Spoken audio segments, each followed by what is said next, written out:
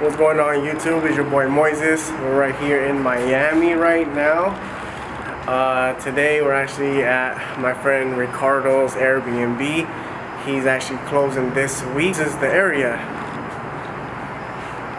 Prime location. So today we're going to be talking about passive income, about Airbnb, how to acquire Airbnb, and how to acquire even a Turo car. He has a few vehicles. He has a whole fleet on Turo, and now he just acquired his first Airbnb property. So here we go. This is my friend Ricardo. I'm gonna let him introduce himself and let him tell you a little bit about what he does. What's up, YouTube? I know Moises mentioned that we're here at my Airbnb right here in Miami, Florida. I'm about to close on this property this coming week. This is going to be my first Airbnb. I actually, full-time, like normal work, I run a mortgage lending company, so me and my team help people get pre-qualified and pre-approved for mortgage loans. Pretty much any type of financing for homes. Other aspect of it is that I also have a Turo business, so I have three cars right now on Turo. I just purchased my third one last week. And here, this is going to be my first Airbnb. Moises and I are looking at buying a couple more properties after this one's done. But right now, I'm just here setting it up, so I'll be here for the next month or so. I've been doing Airbnb for about 9 months now. He's been doing Turo for about 9 months. Yeah. It's about the same thing. Airbnb is just like Turo, so he's renting out his cars, and I'm just renting out the properties I have. I started off with one condo. Now I own one condo, and I have another property in the Bay Area as well that I'm doing arbitrage with. Yep. So I have a little bit of both worlds. They both work out, they're both doing fine. The only reason why I went the rental route this way, because it's a lot easier that way, especially since I don't have a W-2 job, so it's a lot harder for me to get a loan. He can tell you a little bit more about loans later. It's a lot harder to get a loan, especially when you don't have a job. But now that I've been in business for almost a year now, it's going to be a lot easier for me next year to start buying more properties.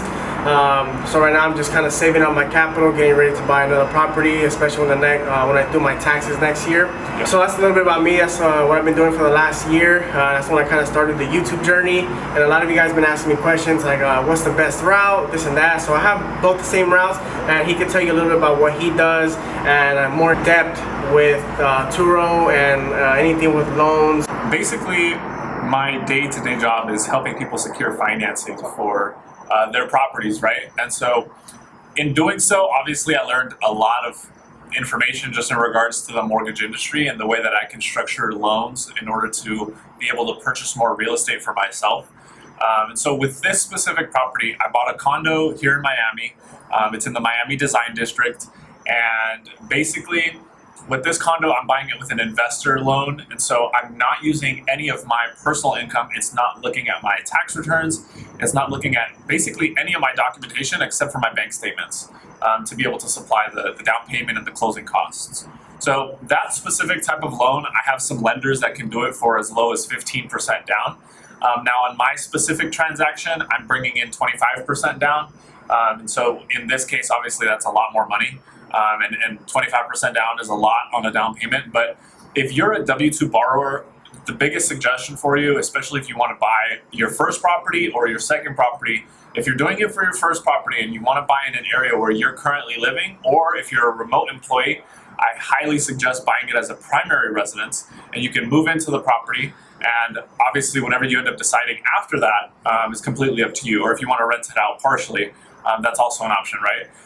The second alternative, if you qualify as a regular W-2 employee, or you have a business that you've been in business for more than 2 years, you have your tax returns and everything sorted out, would be to go for a second home purchase. Because with the second home financing, you can still get a really low interest rate, and you can put 10% down. So that's a lot of the bigger Airbnb guys. They tend to purchase the properties first as a second home financing.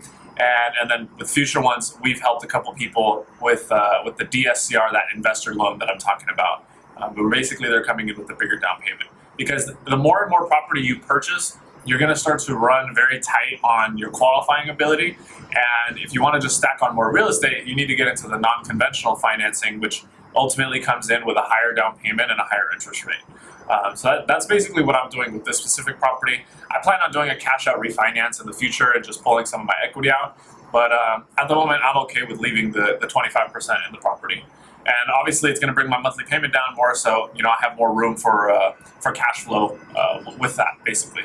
Now, other than Airbnb, that's here what I'm doing with this specific property. So Moises and I are here setting up this property, and it's going to go live probably next week.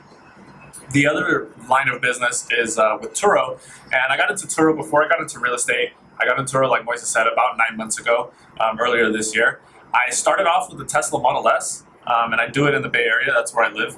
I've definitely been booked, honestly, every single month since I've had the car on Turo, aside from the fact that it got into a minor accident earlier in the year, which was not on Turo. And basically I had to wait for it to get repaired, and then I just put it back on Turo. But it's been giving me some cash flow every single month. Revenue on that car, I bring in about $3,000 to $3,500 a month. Sometimes maybe a little bit lower if it's a slower month. And I have a lot of room there for cash flow.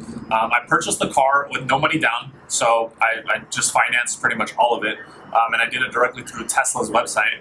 So with the Tesla Model S, that one was the first car that I basically started to Turo with. Now, I kind of stumbled into Turo. I didn't necessarily purchase the Tesla specifically for Turo, because I basically bought the Tesla since I was commuting an hour every single day to my office, and I didn't want to drive my Audi anymore and rack up the miles on that car. So I figured, why not get a Tesla? I can charge it at home. I'm going to spend way less money on gas, and I can put it on Turo. If it does well on Turo, then maybe I'll entertain getting a second car.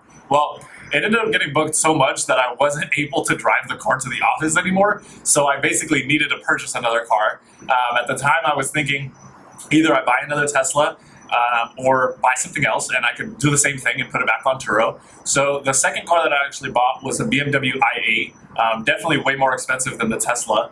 But I figured I didn't want a second Tesla, and this was kind of the happy medium because it's an electric car. I could put it on Turo for a much higher day rate. And so basically, with after I ended up purchasing the Tesla, it started to get booked out so much that I was no longer able to, drive it to the office. I ended up purchasing the BMW i8, and I figured that the BMW i8 was a pretty good happy medium. Obviously, it's much more expensive than the Tesla, but a fun car that I personally like to drive. And I could also put it on Turo, and I could also drive it to the office because it's a hybrid. So ultimately it was kind of like a win-win in all aspects, and I was also okay making the monthly payment on the car, which is $1,500 a month, if I wasn't going to be getting it rented, right? So in that case, I basically started to do the same thing with the Tesla, with the BMW that I did with the Tesla. And the same thing happened with the BMW. It started to get booked up like crazy because we were going into the summertime, and both cars just ended up getting booked out a lot. So eventually I just ended up starting to work from home, and I didn't really show up to the office as much anymore. It was pretty much just like 1 or 2 days out of the week, and I was okay with taking my other car to show up to the office. And so those two have been doing extremely well. I'm happy to say that I've been able to rent out both the cars pretty much 50 to 75% of the entire month, and I don't have to process the payment myself, right? The cars really pay for themselves, and I get to drive them the other half of the month whenever they're not booked.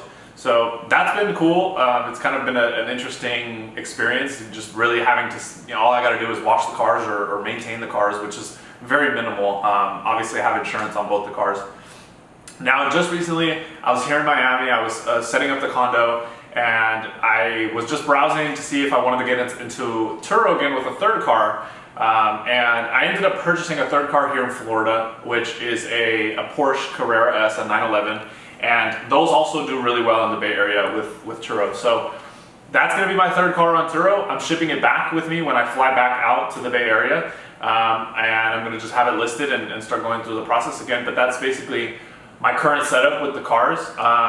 I've been averaging probably anywhere between $7,000 to $10,000 a month in gross revenue with the cars. And like I said, they've been paying for themselves. If we have a down season in Turo these next couple months where something's not getting booked up, I've made money in the past months that it'll be able to cover that that car payment. So, I don't really, it's not like it's impacting me too much. But Turo is kind of a fun thing that I get to do. I get to drive the cars that I want, and I get to rent them out. Obviously, the people who are booking my cars, since there's age restrictions to all three of my cars, it's people who I think are going to be taking care of my cars the same way that I do. So that's kind of how it's been.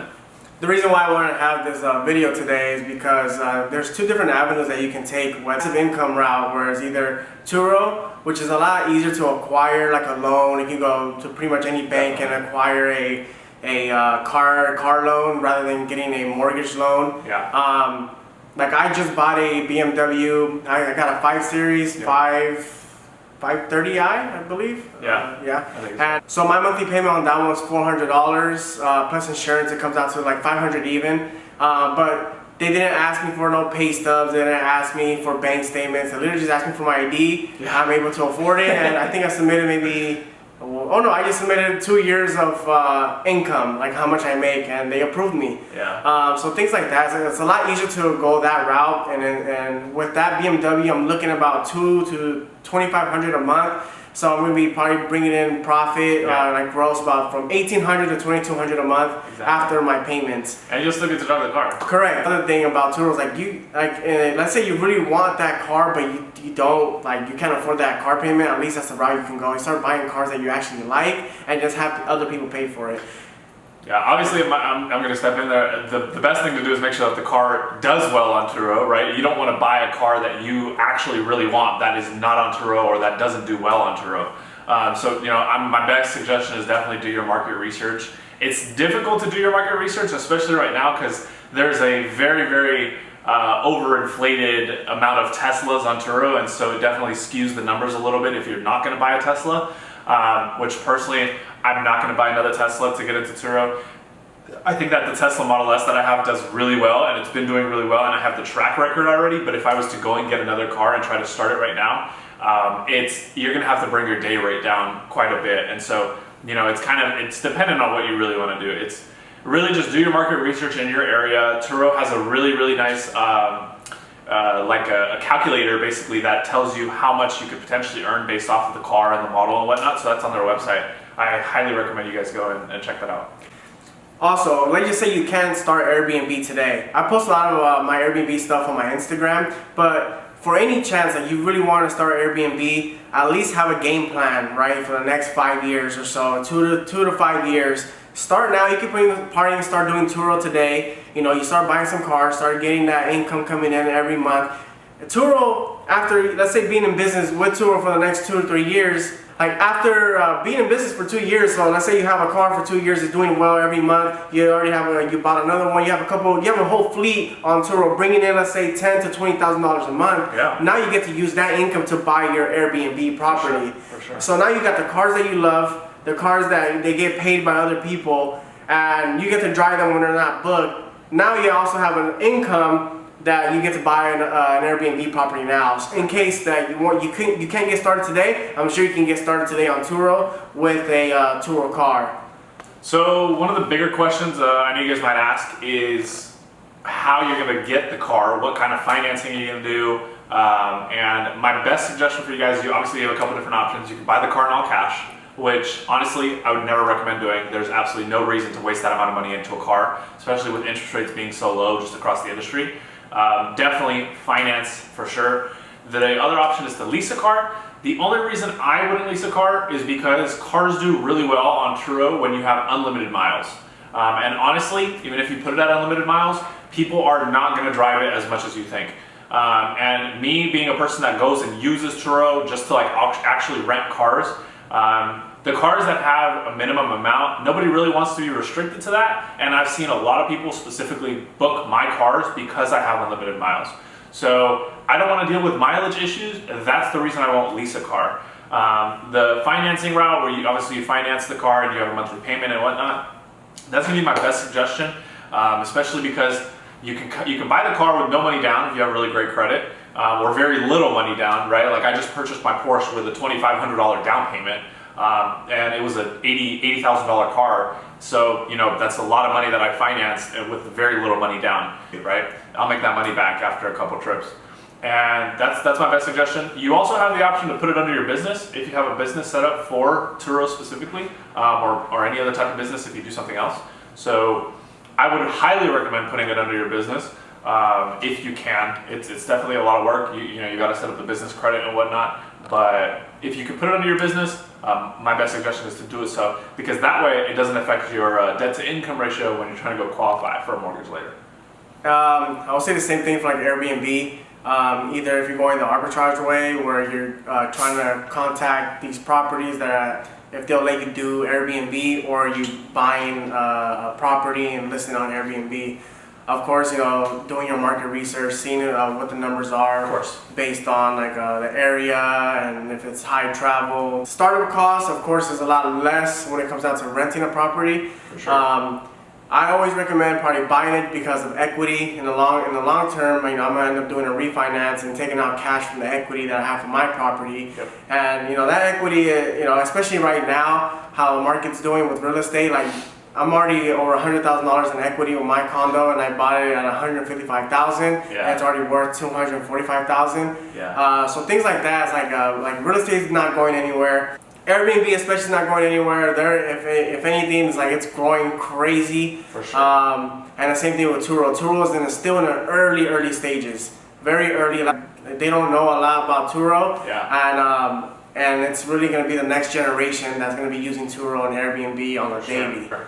Yeah, one of the things I was telling Moises the other day was, I don't see Turo going anywhere specifically because if you think about it, go just scroll on Turo, and the type of cars that you see, you will not find at a Hertz, Enterprise, Rent-A-Car, like all these different places. They're not going to have these types of cars. They're going to have your basic Nissan Sentra that you want to rent for $20 a day. If that right now, because right now they're so low on supply and they don't have any type of cars to be able to rent out. So that Nissan Sentra is probably going to cost you 80 or 90. With that 80 or 90 a day, you could literally go and book a Tesla Model 3. Right, and it's a drastic difference in experience. So yeah, I just want to make this quick little video with Ricardo, since we're both here in Miami, helping him set up with his Airbnb. I haven't really posted in a long time just because I've been working, I've been traveling. You know, the best thing about Airbnb and Turo is that I don't have to clock in anywhere. I'm working on my own. I love the entrepreneur lifestyle. I'm here. I was just in New York a couple days ago. I went to Connecticut a couple days ago. Booking trips, and I'm still making money. For sure. I post a little bit on my TikTok as well. I'm still posting on my Instagram. But yeah, I really wanted Ricardo to touch base on Turo and Airbnb. He's actually scaling his stuff really fast, and so I really wanted him to talk about his experience and what he's been going through in the last couple of months. I mean, I post kind of the same content. I don't have a YouTube channel, but I definitely could work towards it, especially if I start to get a lot of traction towards Turo. I don't have a course or anything. I mean, I'm happy to share my information with people. There's a lot of people that you'll find that have Turo courses or Airbnb courses and whatnot, but honestly, it's pretty much free game. A lot of the time, people are not going to act on it, even if we tell you guys what the steps are, right? But honestly, any questions you have in regards to financing, myself and my team, we can pretty much help people get loans all across the U.S. I've worked with a ton of different clients. We actually help a couple Airbnb gurus who are with us and work with us as clients. We've helped Chi out with buying 4 of his properties. We're helping Robill with his. There's another guy named Melefante who has a lot of following on TikTok. Those guys are all of our clients. They have crazy businesses and they do really well. So you know, we always like to help out influencers, and we like to help out people who are just getting started. So honestly, hit me up on Instagram. My @ is Richie the Lender. I also have a TikTok. I just post my day-to-day on TikTok. But yeah, any questions you guys have, DM me. I'm happy to help you guys out. I'll put his Instagram link on the description at the bottom as well. I have my link there as well to my link tree to my Instagram and my TikTok and all that. And if you guys have any questions, just shoot us a message on Instagram. And yeah, subscribe and give us a follow. See you guys next time. Thanks, guys.